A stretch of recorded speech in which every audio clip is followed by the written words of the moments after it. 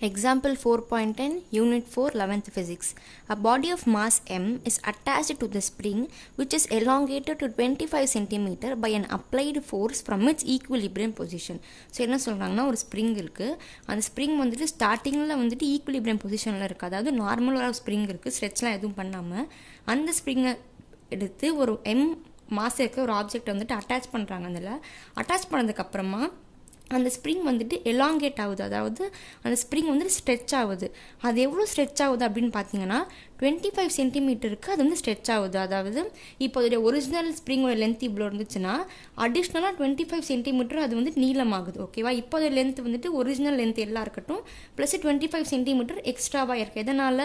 நம்ம இந்த mass attach பண்ணி ஸ்ட்ரெச் பண்ணதால. லைக் இமேஜின் இந்த ஸ்ப்ரிங் நம்ம வந்துட்டு அந்த மாஸை வந்துட்டு இப்படி தொங்க விட்டுருக்கோம் அப்படின்னு. ஸோ அந்த ஸ்ப்ரிங் வந்து 25 சென்டிமீட்டர் எக்ஸ்ட்ராவாக லென்த்லேயே இப்போ இன்க்ரீஸ் ஆகிருக்கு. ஓகேவா?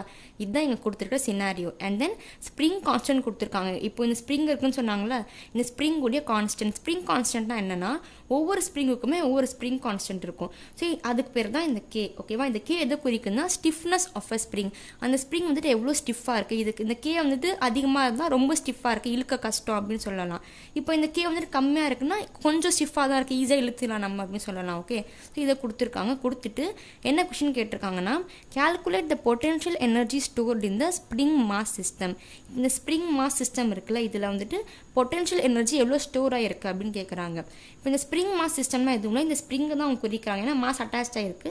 இதில் இருக்கிற பொட்டென்ஷியல் எனர்ஜி, ஸோ இவங்க கேட்குறது எலாஸ்டிக் பொட்டென்ஷியல் எனர்ஜி. அப்படின்னா என்னென்னா, இப்போ வந்துட்டு நம்ம ஒரு ஸ்ப்ரிங்கை இப்படி இழுக்கிறோம் அப்படின்னா இழுக்கும் போது நம்ம இந்த ஸ்ப்ரிங் மேலே ஒரு ஃபோர்ஸ் போடுறோம்.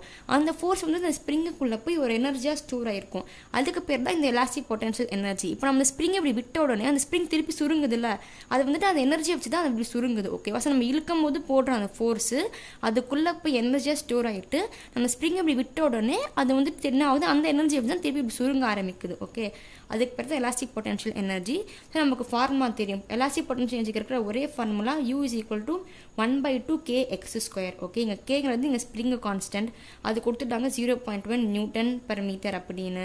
அண்ட் தென் எக்ஸுங்கிறது டிஸ்பிளேஸ்மெண்ட், எவ்வளோ அந்த ஸ்ப்ரிங் வந்துட்டு லென்த்தில் அதிகமாக இருக்குது அரல்ஸ் கம்மியாக இருக்குது. இங்கே வந்துட்டு இது அதிகமாக இருக்கா, அதே கொடுத்துட்டாங்க 25 சென்டிமீட்டர் அப்படின்னு.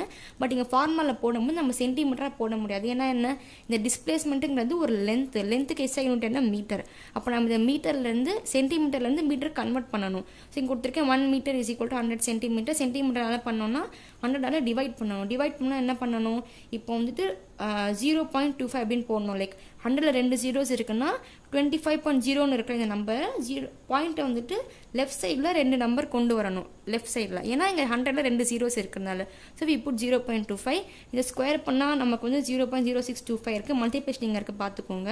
அந்த இதை வந்துட்டு மல்டிப்ளை பண்ணால் என்ன ஆகுது, அகெயின் 0.00625 அப்படின்னு வருது. நத்திங் பட் மல்டிப்ளை பண்ணும்போது நமக்கு தெரியும் 25 25 625 அப்படின்னு. அண்ட் தென் டாட் போகிறதுக்கு இங்கே 2 நம்பர் இங்கே 2 நம்பர் 4 நம்பர். அப்போ ஆன்சர் 4 நம்பர் முன்னாடி டாட் வரணும். இங்கேயுமே அதே மாதிரி இங்கே 4 நம்பர் இங்கே 1 நம்பர், அப்போ 5 நம்பர் முன்னாடி டாட் வரணும். இப்போ 0.00 இங்கே 5 நம்பர் இருக்கா, டாட் போட்டணும்.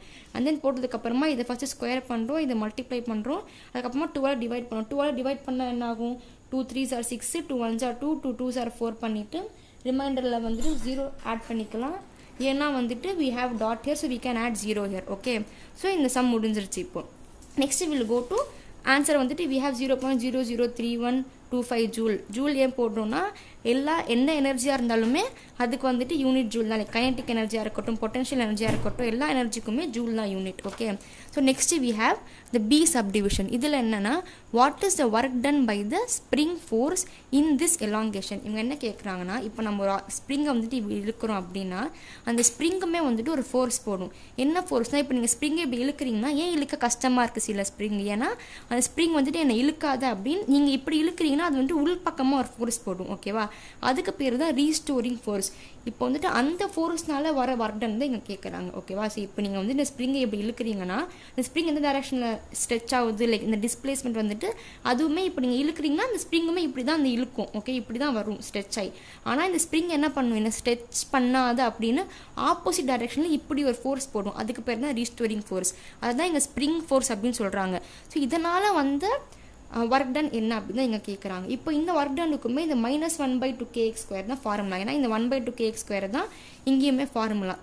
அது ஏன் அப்படின்னா எலாஸ்டிக் பொட்டன்ஷியல் எனர்ஜியில் வந்துட்டு ஒர்க் டனுக்குமே பொட்டன்ஷியல் எனர்ஜிக்குமே வந்துட்டு ஒரே ஃபார்முலா அப்படின்னு தான் இருக்கும். ஏன்னா இனிஷியலாக இந்த ஸ்ப்ரிங் வந்துட்டு நார்மல் பொசிஷனில் இருக்கும் போது இதுடைய பொட்டன்ஷியல் எனர்ஜி வந்து ஜீரோவாக இருக்கும். லைக் ஒர்க் டன்னாலே சேஞ்ச் இன் பொட்டன்ஷியல் எனர்ஜி. ஓகேவா, ஸ்டார்டிங்கில் ஸ்ப்ரிங்குக்கு எப்போவுமே ஒர்க் டன் பொட்டன்ஷியல் எனர்ஜி வந்து ஜீரோவாக தான் இருக்கும். ஸோ நீங்கள் வந்துட்டு இழுத்தா அந்த பொட்டன்ஷியல் எனர்ஜி வந்துட்டு அதிகமாக தான் ஆகும். ஸோ ஜீரோலேருந்து அது என்ன ஆனாலும் அதை அப்படியே நம்ம வந்து ஒர்க் டன் எடுத்துக்கிறோம். ஏன்னா ஒர்க் டன்னாலே change in potential energy. Okay, so வந்துட்டு ஒர்க் டனுக்கு வந்துட்டு நம்ம டிரைவ் பண்ணி இந்த ஃபார்முலாவை கொண்டு வரும். இந்த டெரிவேஷன் ஏன் பண்ணுறோம் அப்படின்னா ஃபிசிக்ஸில் வந்துட்டு எப்பயுமே இந்த மாதிரி இருக்கிற ஃபார்முலாஸ் எல்லாத்தையுமே வந்துட்டு இந்த மாதிரி ஒரு பேசிக் ஃபார்முலாவை எடுத்துகிட்டு அதில் இன்டெகிரேஷன்லாம் யூஸ் பண்ணி டிரைவ் பண்ணி தான் பெரிய ஃபார்முலா போட்டு கடைசியில் இப்படி கொண்டு வருவாங்க. ஓகே, நம்ம யூஸ் பண்ணுற எல்லா ஃபார்முலாஸுமே இப்படி தான் கொண்டு வந்திருப்பாங்க.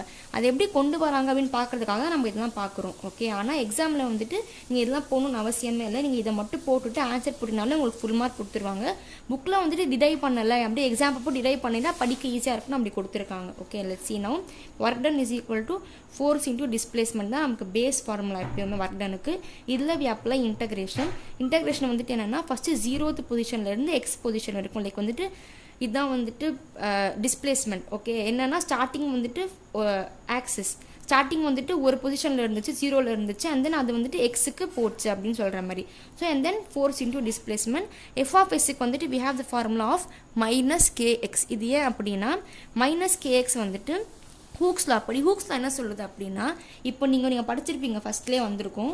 இப்போ நீங்கள் ஒரு ஸ்ப்ரிங்கை வந்துட்டு இப்படி ஸ்ட்ரெச் பண்ணுறீங்க அப்படின்னா அதுக்கு எவ்வளோ ஃபோர்ஸ் போடணும், எவ்வளோ ஃபோர்ஸ் போட்டால் போதும் அப்படின்னா இந்த ஃபோர்ஸ் நீங்கள் அப்ளை பண்ணுற ஃபோர்ஸ் எவ்வளோவா இருக்கணும் அப்படின்னா இந்த ஸ்ப்ரிங் கான்ஸ்டன்ட்கே மல்டிப்ளை பை நீங்கள் எவ்வளோ இழுக்கணும் அப்படின்னு யோசிக்கிறீங்களோ மல்டிப்ளை பை அந்த வேல்யூ எக்ஸ். ஓகேவா, F applied is equal to kx இருந்தால் போதும். அண்ட் தென் இப்போ நான் சொன்னது நம்ம அப்ளை பண்ணுற ஃபோர்ஸு.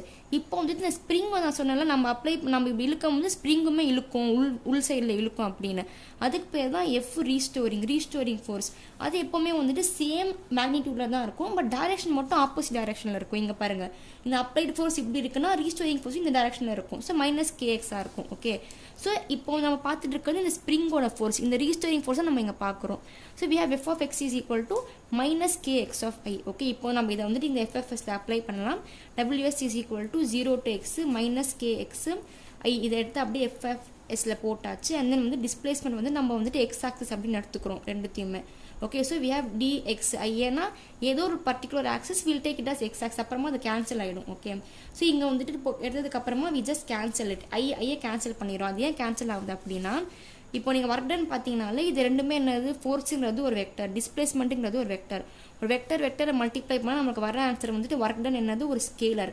ஸோ இதுக்கு பேர் தான் வந்துட்டு scalar product. Okay, or else dot product. ரெண்டு வெக்டரை மல்டிப்ளை பண்ணால் வர்றது ஒரு ஸ்கேலர். அதுக்கு நம்ம என்ன யூஸ் பண்ணுவோம், காஸ்டிட்டா யூஸ் பண்ணுவோம். லைக் ரெண்டு வெக்டரோடைய மேக்னிடியூட் எடுத்துக்கிட்டு காஸ்டிட்டாவை போட்டால் we get work done. So force into displacement into cos theta. Theta வந்துட்டு angle between force and displacement. இப்போ வந்துட்டு ஃபோர்ஸும் டிஸ்பிளேஸ்மெண்ட்டும் ஒரே டைரக்ஷனில் இருந்துச்சுன்னா we get 0 degree which is equal to +1. And then ஃபோர்ஸும் டிஸ்பிளேஸ்மெண்ட்டும் ஆப்போசிட் டைரக்ஷனில் இந்த மாதிரி ஃபோர்ஸ் இப்படி போகுதுன்னா டிஸ்பிளேஸ்மெண்ட் இப்படி போகுது அப்படின்னு ஆப்போசிட்டாக இருந்தால் we have 180 degree which is cos 180 degree is equal to -1. இப்போ இந்த கேஸில் பார்த்தீங்கன்னா ஐ என்னது ரெண்டுமே எக்ஸ் ஆக்சிஸா. அப்போது ஐ இன்ட்டு ஐ வந்துட்டு cos 0 degree அப்படின்னு வரும். இந்த இடத்துல வந்து cos 0 degreeன்னு வரும், which is equal to 1 அப்படின்னு வந்துடும். ஓகே, ஸோ இது அதனால் இந்த 1 மல்டிப்ளைனால இந்த ரெண்டுத்துமே கேன்சல் ஆகி just X right minus kx into dx. இப்போது இதுக்காக நம்ம வந்துட்டு இன்டகிரேஷன் ஃபார்முலா அப்ளை பண்ணணும். அந்த மேக்ஸில் படித்த formula integration of x of n into dx formula எடுத்துக்கிறோம். ஏன்னா இந்த மைனஸ் கேங்கிறது கான்ஸ்டன்ட் முன்னாடி போயிடும், மிச்சம் இருக்கிறது என்ன எக்ஸும் டிஎக்ஸும். அப்போ எக்ஸ் டிஎக்ஸுக்கு வந்துட்டு ஃபார்முலா என்ன, X to the power of N எடுத்துக்கிட்டா X to the power of n+1 divide by n+1. இப்போ வந்து நம்ம எக்ஸுக்கு பவரில் என்ன இருக்குது, 1 இருக்குன்னு அர்த்தம். எக்ஸ் பவர் 1 டிஎக்ஸ் இருக்குன்னு அர்த்தம். இப்போ இந்த 1 தான் நமக்கு இங்கே n. ஓகேவா, அப்போ என்ன பண்ணணும், இங்கே x to the power of 1+1 போடணும். 1+1 2, அதுக்கு கீழே 1+1 2 போட்டால் x²/2. இதுதான் நமக்கு இங்கே இருக்கிற ஃபார்முலா.